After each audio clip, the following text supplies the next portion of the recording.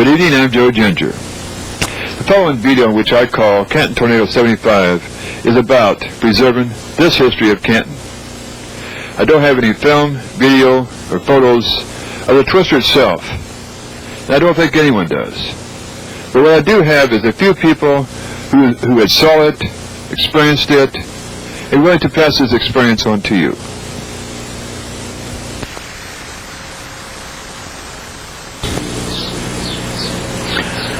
Greetings, this is Ed Lewis speaking to you today concerning the tornado of July the 23rd, 1975. It was a summer day, very much like it has been here for the last few days.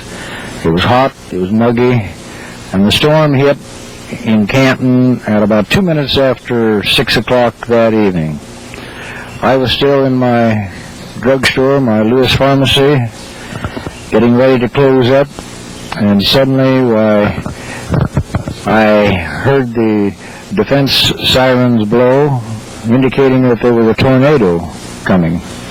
But I didn't give it too much thought. I continued to work to get the store checked out and closed up. And about 5-10 minutes later, the second siren blew, so I thought by that time it really means business. I looked up in the sky, it was just as black as anything. It looked like midnight outside, and the wind was blowing something fierce. I ran across the store to the circuit breaker to shut off all the electricity, but I never made it. The electricity went off before I ever got over there, and I looked out, and the stop sign on the corner of Main and Elm was within about 2 feet of the ground. It was just almost flattened. And I looked out on Main Street, and the wind was coming. All kind of debris was going past the front of the store, including balls of fire about the size of grapefruit from freaked out electric lines that were down by the heavy wind. The next thing I did was to give a flashlight to the young lady who was working for me, a high school student by the name of Chris Swenson. I told her to go to the basement, and I ran to the front door to get it open and to get a wedge underneath the door to keep it open. But as I opened the door, the wind just pulled it right out of my hand and slammed it against the window. I thought it was broken, but it didn't. But I did get the door open, and all sorts of debris came blowing into the store. I retreated then to the back of the store, or about halfway back, and decided that there were 2 young teenagers that were huddling against the front windows. I went out and I grabbed them and brought them in the store, and they were dressed very scantily due to the summer weather, and they were cut with numerous shards of glass. So I called Chris Swenson up from the basement. By that time, the force of the tornado was beginning to diminish. And so I told her to take a dry towel and carefully wipe all these shards of glass off of them. And then I gave her a box of Band-Aids, and I said, well, you just patch up, I said, the ones that are bleeding the most. And so whatever happened after that, I don't know. I never saw any more of them, and I was so busy doing other things that I knew I'd done as much as I could for them. And then a young man who was in college at the time, who was working for me by the name of John Beal, had heard about the storm, and he came down and offered to help, and he even offered to stay overnight. And I said no. I said there's no reason to stay all night. I said we can get the doors locked, there are no windows out, and I said we'll lock the place up, and it'll be as secure as we can make it. So that's what we did, and we decided to go home and call it a night so the next day we could get down early and get everything cleaned up that we could. I got out to my car. It was a station wagon, and I looked in the back, and it looked like the back of it was covered with hail or snow. And what it was were tiny shards of broken glass from the tailgate window of my car, and it had blown out during the storm and just covered the entire inside of the station wagon. So I got in the car, and I weaved my way through all the down lines and everything that were around the square and made it home. I'd also, before that, gone down and checked out my parents' home down on Walnut Street in Maine. Three of their big and very old elm trees had uprooted and had fallen over on the house, and I was concerned that they might be something had happened to them. But fortunately, why, they didn't like air conditioning. They didn't have the air conditioning on and had all the doors and windows open. So the storm went right through their house, and just a quarter of a block away it destroyed the Salvation Army Citadel, and another quarter of a block east of that there was a large brick house on the corner of Walnut and First Avenue. It completely demolished that house. It was had been all closed up and no one was home, fortunately. Then I got home. It was very hot. It was very muggy, and my wife wasn't there, and I didn't know where she was, but I figured she might be the neighbors or someplace. And she had been, and she heard about the storm, so she came downtown looking for me to see if I was all right. And so I thought, well, she'll get back eventually. So I was a little concerned about all the power being off, and my refrigerator might warm up and cause my beer to get warm. So I thought, well, maybe I better have myself a cold beer. It may be the last one I'll get for a long time, and it was, because the power was not restored in the area until about 10 days later. So that was basically the story of the tornado of 1975. Thank you.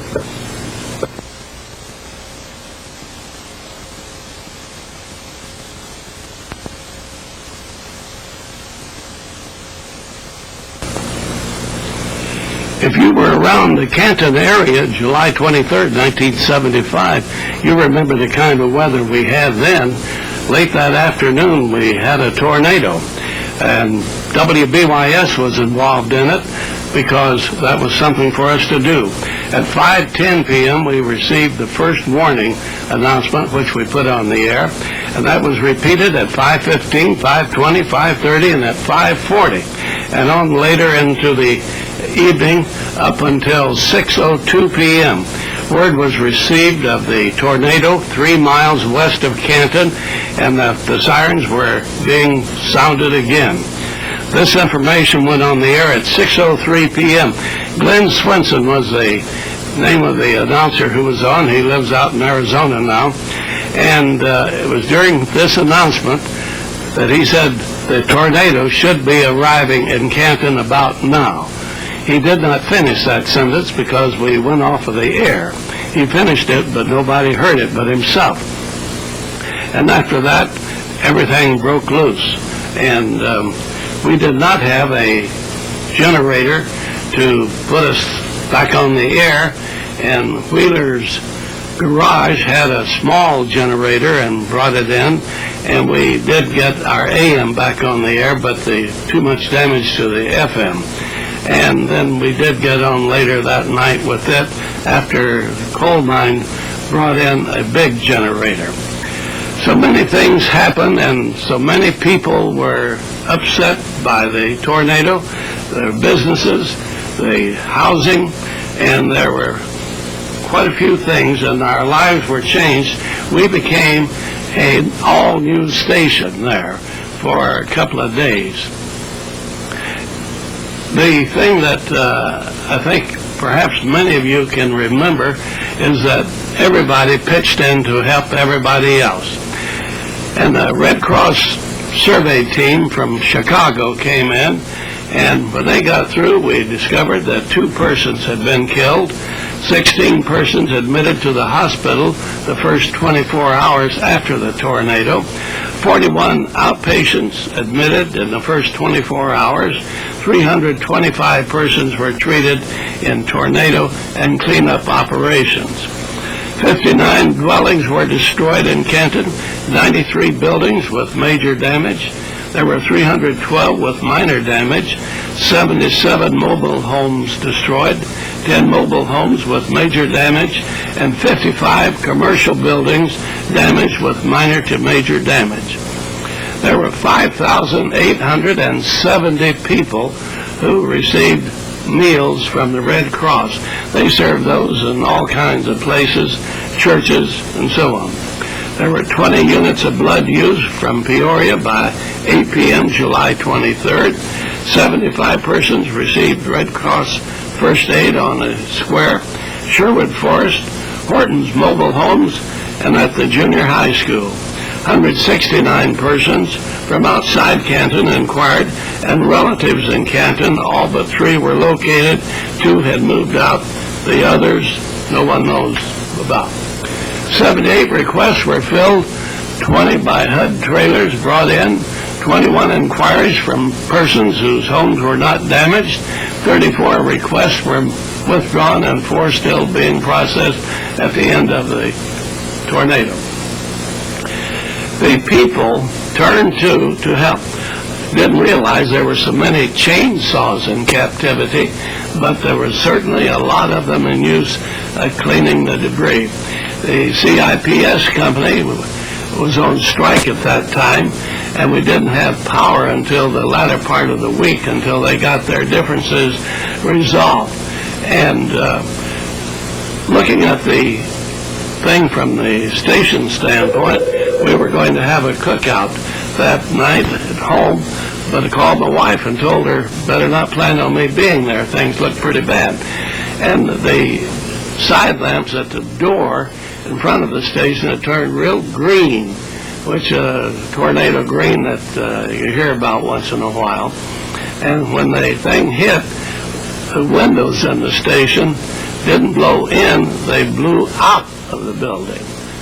And that was because of the air pressure being greater inside, I suppose, than outside. And Bob Jennings was the mayor, and he made a terrific civil defense director during that time, because a National Guard was brought in, and to get into Canton you had to have a pass, and residents of Canton who worked outside, Pauline Shue, who worked at the station, had been to Chicago for some reason, she and her husband, and when she came to work that next morning, her house, she lived on Longwood Drive, but when she got downtown, she wondered what in the world happened. That was her first knowledge of it, and it always struck me that it was rather restricted to a small area, a rather large area, but on the fringes of it there was nothing that happened. Capitol Theater building was damaged severely in the back there. They had to replace a lot of the walls. And of course the Canton State Bank building was a big damage to that. And if this had happened during banking hours, there would have been a lot of people killed, because on top of the building they had the air conditioning condensers, and they went through the roof of that building down through to the floor and the ceiling of the bank building, and landed about where the tellers were working. And I often thought just how badly it could have been if that had happened at a time other than at 6:03 p.m. And seeing pictures that occurred, it took me a long time to get home that night. Ordinarily about 10 or 15 minutes, but it took me about 45 minutes or an hour to get home. And whenever anybody talks about tornadoes, I think all of us had enough tornado on that one experience to last us for a lifetime. Ruth, my wife, worked at Graham Hospital, and they got the word to everybody to get down there, and they took care of the people.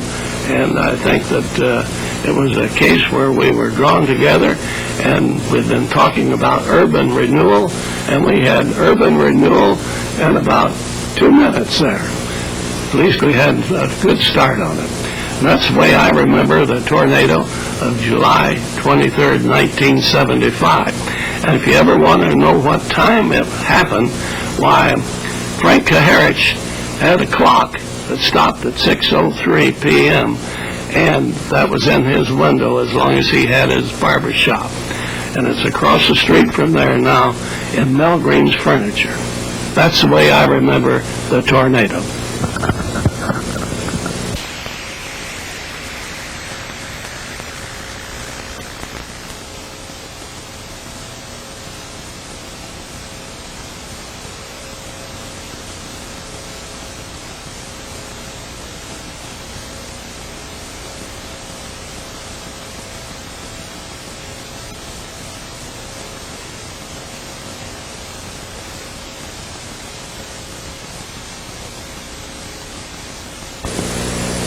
The following slides and photographs will be of the 1975 Canton tornado damage.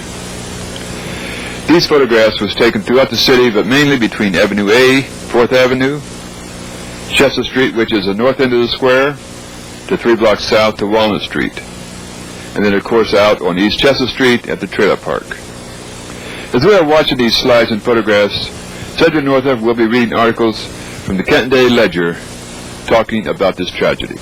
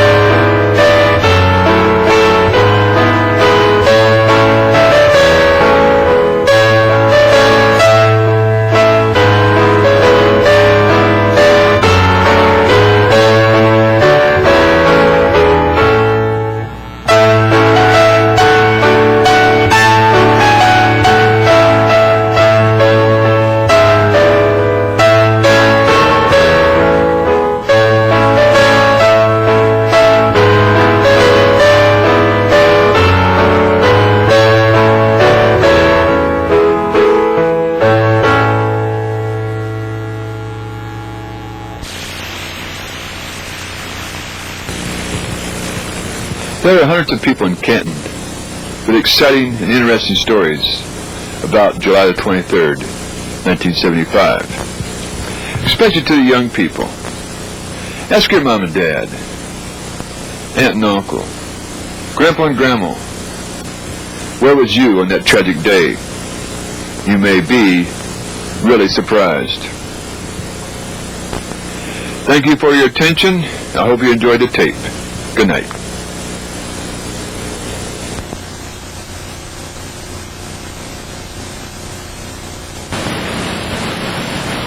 Hi, my name is Crystal Northup.